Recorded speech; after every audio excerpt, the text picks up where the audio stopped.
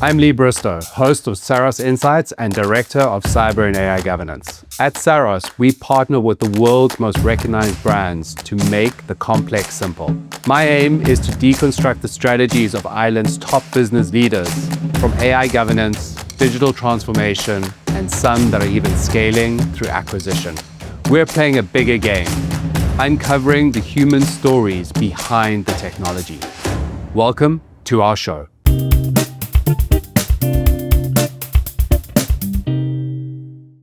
Today we're interviewing Ioan, an infrastructure delivery specialist. He has co-authored several papers, including a white paper called Harnessing AI in GxP Environments, Innovation, Compliance, and Trust. It has been published by Manufacturing Chemist, as well as publishing a second paper in 2025 called The Organization's AI Integration Strategy.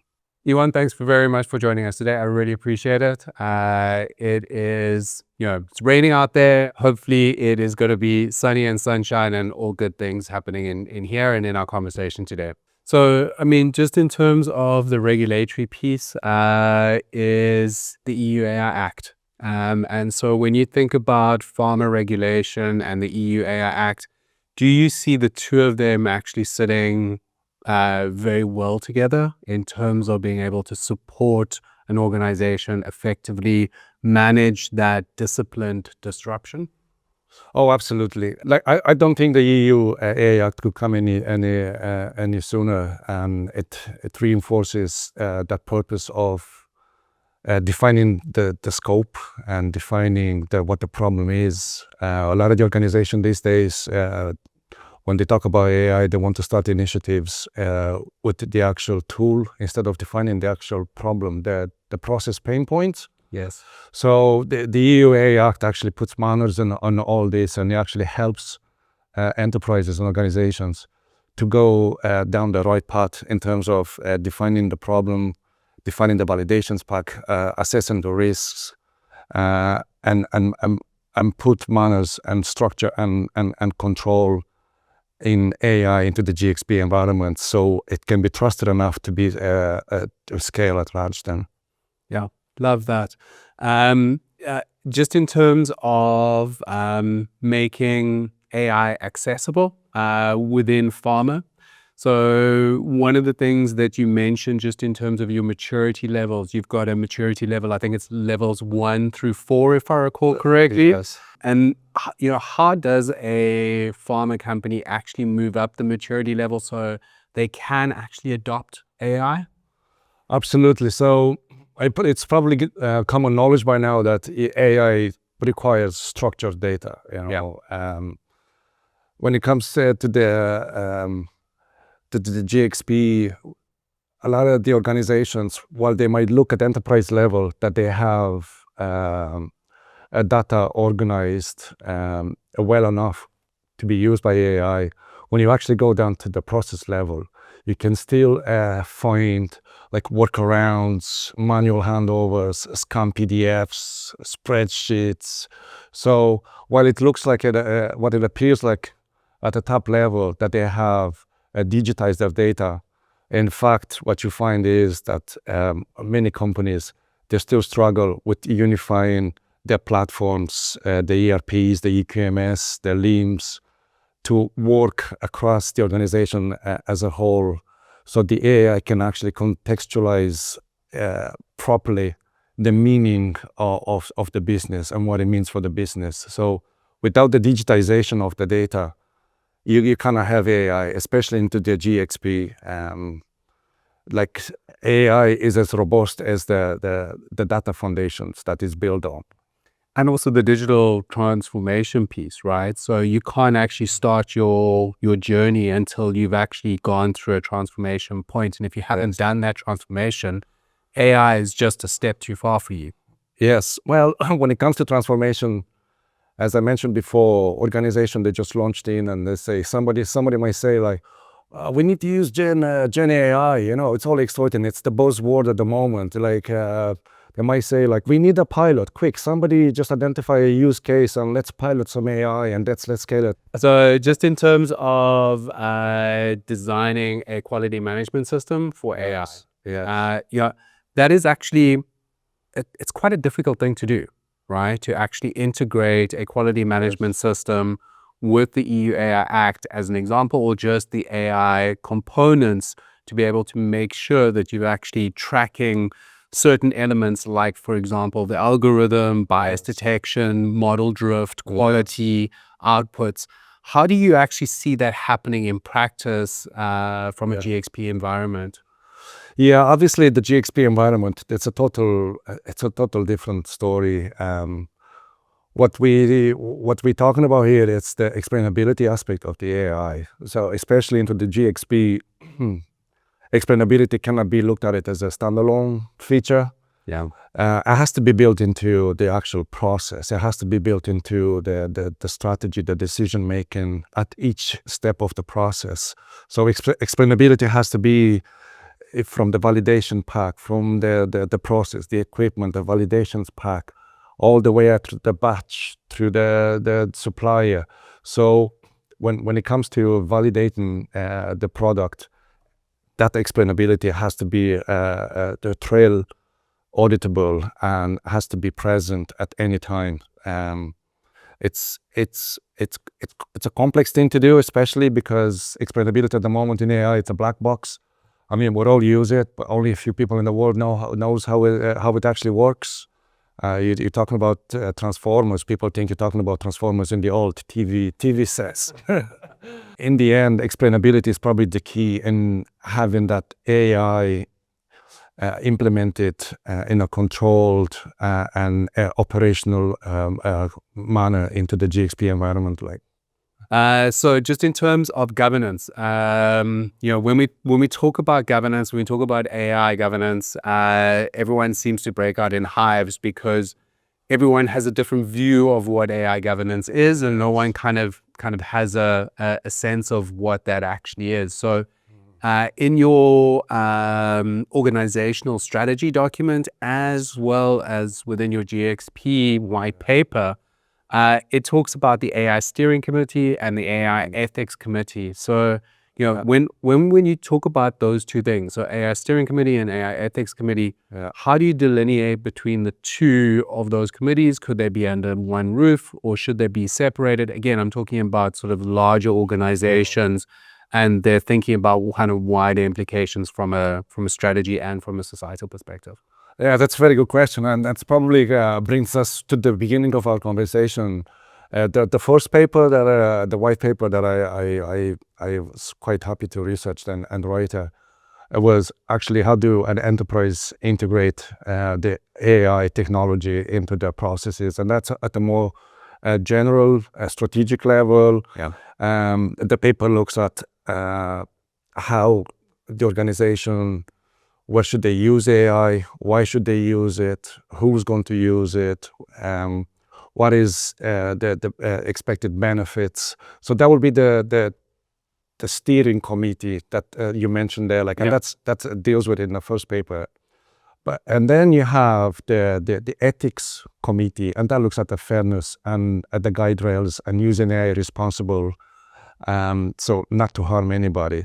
So that's encapsulated and very well discussed in the first paper. Then moving to the harnessing AI into the GxP environments. It goes into a more granular level, and it looks at the actual, how are we going to govern the AI into such a complex and highly regulated environment? So in terms of the GxP environment, when you're looking at the AI, you need to have that oversight over the actual process and how AI makes decisions in terms of the validation package, the outputs in terms of the acceptance, the false rejections, the bias, the drift. So you need to have all that, the owner, like how it is reviewed, how frequent is reviewed, how we documented the model versions, like who's changing. So you need to have that change control at a much more granular and much more intense level. So that's why I look at it as a nested system. Okay. I think that the two papers are quite complementary to each other, because one looks at the general, you can apply it to any organization, from an SME to a large scale organization that doesn't deal into a complex, highly regulated environment like GxP. And then the second paper actually dives deeper into the granularity and the details of how the governance should be applied into the GxP environment. So when we talk about team sports, I think you mentioned across both papers, it should be things like the QA, IT, regulators, maybe the data scientist, all should be coming together, Yes. led by the CEO in terms of that cross-functional. Since writing that paper, has your thinking kind of expanded beyond that, or do you still feel that that is still the best approach for large organizations? Yeah, for large organizations, since it's an interesting point you're making there. Since then, I actually went a little bit deeper in my research, and I tried to identify, okay, so for non-GxP organizations, how do they implement AI? So I actually I wrote another white paper into like how the organization could carry out an AI audit readiness. Yeah. So that paper expands in actually the sections, the cross functions between organizations, how they work, how data is stored, how cross-functional the teams are. So you're looking at like the first step into implementing the AI in an organization. Obviously, you carry out the audit readiness to see where you are in terms of pilot use cases, what the problem is, what are you trying to solve out, how much you want to spend, what's the technology available. So that's probably that I recommend that any enterprise, big, medium, or small, should start with when they start talking about the AI ecosystem. When something goes wrong, especially in a GxP environment, who's at fault? Again, that goes back to that governance between the QA model reviewer and the AI QA assistant. So once you have embedded those systems, you can easily do an audit trail and identify what the pain point is and implement mitigation measures and do the lessons learned and move forward. But in GxP, it's very costly to do that kind of mistakes. That's why it has to be handled with a higher level of granularity. So when we started off the conversation about the idea where somebody in a boardroom goes, we're an AI first organization, find a pilot and let's rush off and do something, right? And that does not sit well within your research fundamentally. And you need AI with an intentional strategy. Yeah. Let's talk about your kind of the way in which you feel that the best way to actually bring across an AI first strategy in terms of having that intentional strategy. I think, so coming from a project management, CapEx project management and project delivery, I think is embedded in my thinking. Where's the ROI? You need project management. You need to identify what the project wants to, what is the need for the project. So that applies as well in the AI.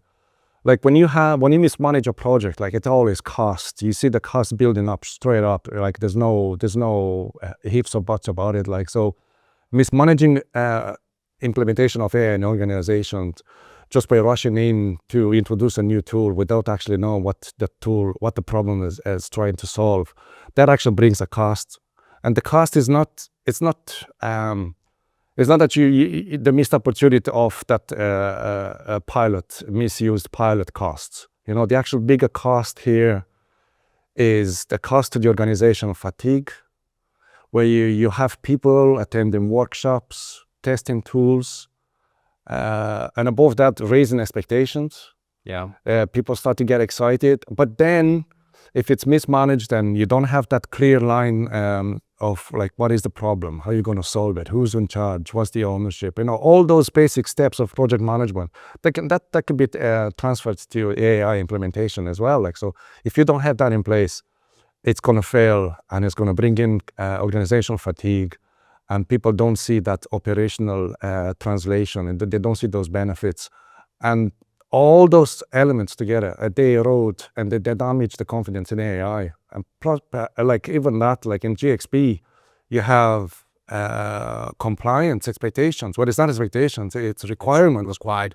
So then, if you try to introduce AI without a proper control manner, without a proper system with explainability, with ownership, with control, with improvements, with all revisions, without any of those elements into it, it's going to fail and it's going to be costly for the organizational reputation, damage the plant, damage the people.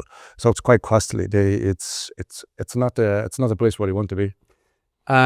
You mentioned a project management based approach to the implementation of AI. So one of the ways that you framed that I particularly enjoyed was the 10 Commandments. Okay. Yes.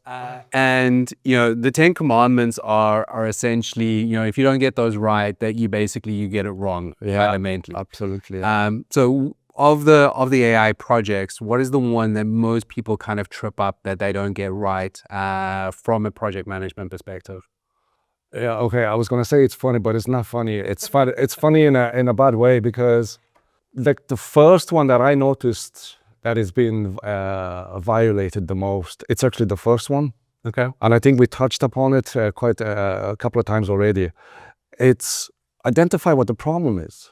You can't just go blind and buying software and bringing in people, paying consultants, adding up all those additional CapEx without even know what you're trying to solve. Like, so that's the biggest problem. Like, I just don't understand how it's so highly violated. It's even the first one, like set up the problem, identify what the problem is first, and I think ultimately that's gonna differentiate the leaders from the laggards. The leaders are always going to be the organizations that identify the problem, identify the use cases, the right use cases, identify the resources that they want to allocate for this, do the feasibility analysis, identify what the benefits are for this from the pilot case, put in the controls in place, and then scale it. But then conversely, you have the laggards, like that is still using lots of pilot use cases, and they still don't know what the problem is. They 3 years later down the line, that they still don't know what the ownership is. So I think that's going to differentiate the winners from the losers in the AI field. Basically, everyone is treating AI like long-term experiments. More or less, yeah. It's not an experiment. It's not a tool. It's part of the ecosystem if it's implemented properly, and that's why you want to see the results and the added value. So we've gone through number one, which is figure out what you want to solve. Yes. What is the actual problem that you want to solve? What is number two? My number two probably is to resource it properly, like. Resource it properly. Resource it properly. Do you have your skills? Do your audit? Do your readiness audit? Do your AI readiness, and identify what the organization is at in terms of the level 1, level 2, or level 3. I really love that. Ioan, thank you very much for your time. I really appreciate it. It's always a pleasure to see you, Lee, and looking forward to seeing you soon.